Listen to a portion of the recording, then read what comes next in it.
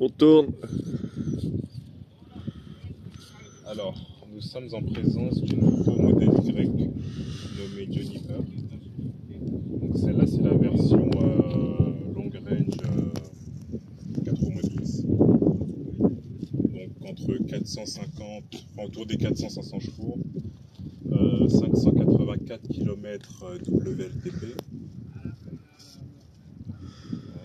C'est la version donc, de base, c'est pas la launch edition, c'est vraiment la version de base. Donc on a les jantes en 19. On a voilà le coloris noir, je ne sais plus comment il s'appelle. Par rapport à la première phase, on a des gros changements, notamment à l'avant, je ne sais pas ce que c'est. Donc en fait c'est le tir au lapin ici. La face avant est beaucoup plus fine. En fait, ils ont abaissé un peu la ligne de capot. Pour l'aéro, ils ont mis ce bandeau-là au milieu. Moi, je suis pas super fan du bandeau, mais ça doit lui donner un style pas mal la nuit. Ici, on a aussi des artifices aérodynamiques voilà, pour la pénétration dans l'air, ainsi de suite. Sur les côtés, c'est la même voiture, à part les enjoliveurs qui sont différents. Savoir qu'en 19, c'est la configuration où vous avez le plus d'autonomie quand vous passez en option 20 pouces. En général, on perd dans les 30 km apparemment. Et l'arrière aussi, l'arrière, gros changement par rapport à la phase 1. Ça par contre, j'adore l'arrière. Donc on a un bandeau maintenant qui fait tout le long. Alors qu'avant, on avait vraiment deux phares séparés. Là, il y a le bandeau qui fait tout le long. La nuit, ici, c'est vraiment bien éclairé en rouge. Donc dual moteur, parce que c'est du coup dual moteur. On a un moteur à l'avant et à l'arrière.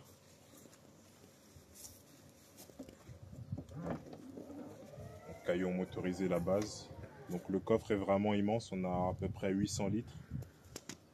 On a aussi un gros compartiment ici en bas où on peut mettre une à deux valises cabine.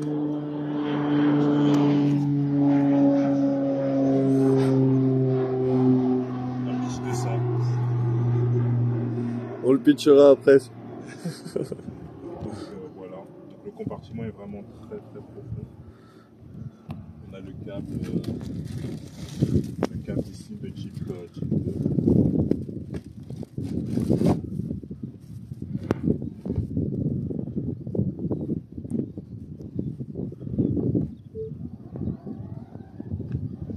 On a aussi autre nouveauté, maintenant la banquette arrière est motorisée. Donc on a des boutons pour régler voilà, l'inclinaison.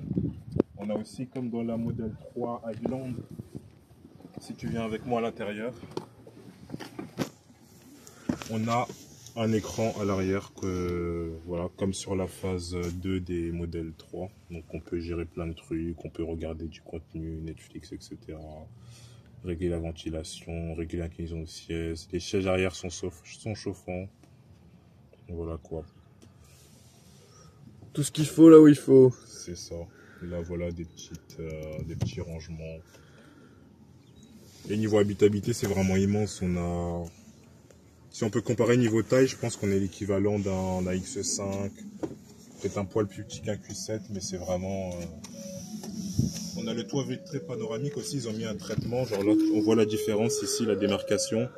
En fait, ils ont un traitement anti-UV, donc on voit vraiment à partir ça commence ici.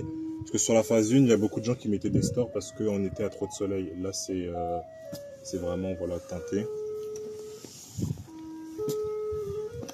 Ah, des glaces. On n'a pas trop le temps, mais... Ah si.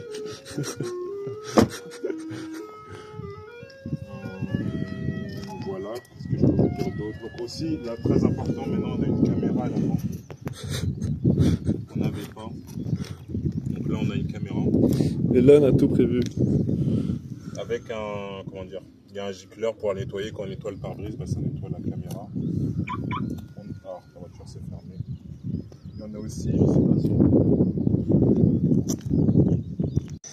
Alors, je vais vous montrer le dernier truc, le frein, et après on va partir pour... Une petite virée. Ouais. Donc deuxième coffre à l'avant. Et la petite nouveauté, c'est qu'ici, maintenant, on a dans la phase 2, La petite, on peut passer au Karcher, on a un petit bouchon pour évacuer l'eau. Bon, c'est... Il a pensé à tout. Ouais, voilà, ils sont très forts chez Tesla. Et c'est parti, on part.